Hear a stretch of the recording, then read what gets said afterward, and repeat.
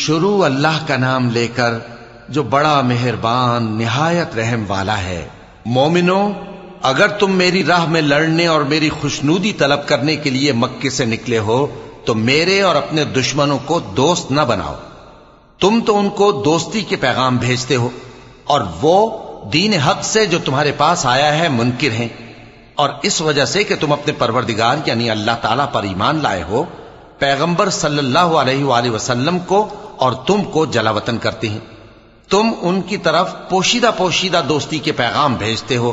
اور جو کچھ تم مخفی طور پر اور جو علل اعلان کرتے ہو وہ مجھے معلوم ہے،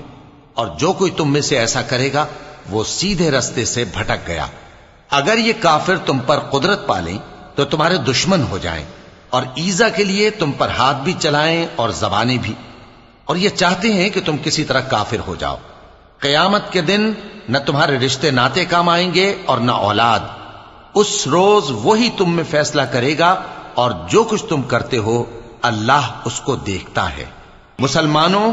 تمہیں ابراہیم اور ان کے رفقا کی نیک سیرت کو اپنانا ضروری ہے۔ جب انہوں نے اپنی قوم کے لوگوں سے کہا کہ ہم تم سے اور ان بتوں سے جن کو تم اللہ کے سوا پوجتے ہو بے تعلق ہیں، ہم تمہارے معبودوں کے کبھی قائل نہیں ہو سکتے، اور جب تک تم ایک اللہ پر ایمان نہ لاؤ ہم میں تم میں ہمیشہ کھلم کھلا عداوت اور دشمنی رہے گی۔ ہاں، ابراہیم نے اپنے باپ سے یہ ضرور کہا تھا کہ میں آپ کے لیے مغفرت مانگوں گا، اور میں اللہ کے سامنے آپ کے بارے میں کسی چیز کا کچھ اختیار نہیں رکھتا۔ اے ہمارے پروردگار، تجھی پر ہمارا بھروسہ ہے اور تیری ہی طرف ہم رجوع کرتے ہیں، اور تیرے ہی حضور میں ہمیں لوٹ کر آنا ہے۔ اے ہمارے پروردگار، ہم کو کافروں کے ذریعے فتنے میں نہ ڈالنا، اور اے ہمارے پروردگار ہمیں معاف فرما، بے شک تو غالب ہے، حکمت والا ہے۔ تم مسلمانوں کو یعنی جو کوئی اللہ کے سامنے جانے اور روز آخرت کے آنے کی امید رکھتا ہو اسے ان لوگوں کی نیک سیرت اپنانی چاہیے، اور جو روگردانی کرے تو اللہ بھی بے نیاز ہے، لائق حمد و ثنا ہے۔ عجب نہیں کہ اللہ تم میں اور ان لوگوں میں جن سے تم دشمنی رکھتے ہو دوستی پیدا کر دے، اور اللہ قادر ہے اور اللہ بخشنے والا ہے، مہربان ہے۔ جن لوگوں نے تم سے دین کے بارے میں جنگ نہیں کی اور نہ تم کو تمہارے گھروں سے نکالا، ان کے ساتھ بھلائی اور انصاف کا سلوک کرنے سے اللہ تم کو منع نہیں کرتا۔ اللہ تو انصاف کرنے والوں کو دوست رکھتا ہے۔ اللہ انہی لوگوں کے ساتھ تم کو دوستی کرنے سے منع کرتا ہے جنہوں نے تم سے دین کے بارے میں لڑائی کی اور تم کو تمہارے گھروں سے نکالا اور تمہارے نکالنے میں اوروں کی مدد کی۔ تو جو لوگ ایسوں سے دوستی کریں گے وہی ظالم ہیں۔ مومنوں، جب تمہارے پاس مومن عورتیں وطن چھوڑ کر آئیں تو ان کی آزمائش کر لو، اور اللہ تو ان کے ایمان کو خوب جانتا ہے۔ سو اگر تم کو معلوم ہو کہ وہ مومن ہیں تو ان کو کفار کے پاس واپس نہ بھیجو کہ نہ یہ ان کو حلال ہیں اور نہ وہ ان کو حلال ہیں، اور جو کچھ انہوں نے ان پر خرچ کیا ہو وہ ان کو دے دو،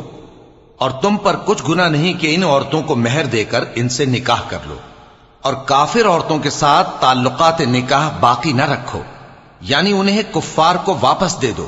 اور جو کچھ تم نے ان پر خرچ کیا ہو تم ان سے طلب کر لو، اور جو کچھ انہوں نے اپنی عورتوں پر خرچ کیا ہو وہ تم سے طلب کر لیں۔ یہ اللہ کا حکم ہے جو تم میں فیصلہ کیے دیتا ہے، اور اللہ جاننے والا ہے، حکمت والا ہے۔ اور اگر تمہاری بیویوں میں سے کوئی تمہارے ہاتھ سے نکل کر کافروں کے پاس چلی جائے اور اس کا مہر وصول نہ ہوا ہو، پھر تم ان سے جنگ کرو اور ان سے تم کو غنیمت ہاتھ لگے، تو جن کی بیویاں چلی گئی ہیں ان کو اس مال میں سے اتنا دے دو جتنا انہوں نے خرچ کیا تھا، اور اللہ سے جس پر تم ایمان لائے ہو ڈرتے رہو۔ اے پیغمبر صلی اللہ علیہ وآلہ وسلم، جب تمہارے پاس مومن عورتیں اس بات پر بیعت کرنے کو آئیں کہ نہ تو اللہ کے ساتھ شرک کریں گی، نہ چوری کریں گی، نہ بدکاری کریں گی، نہ اپنی اولاد کو قتل کریں گی، نہ اپنے ہاتھ پاؤں کے درمیان کوئی بہتان باندھ لائیں گی، اور نہ نیک کاموں میں تمہاری نافرمانی کریں گی، تو ان سے بیعت لے لو اور ان کے لیے اللہ سے بخشش مانگو، بے شک اللہ بخشنے والا ہے، مہربان ہے۔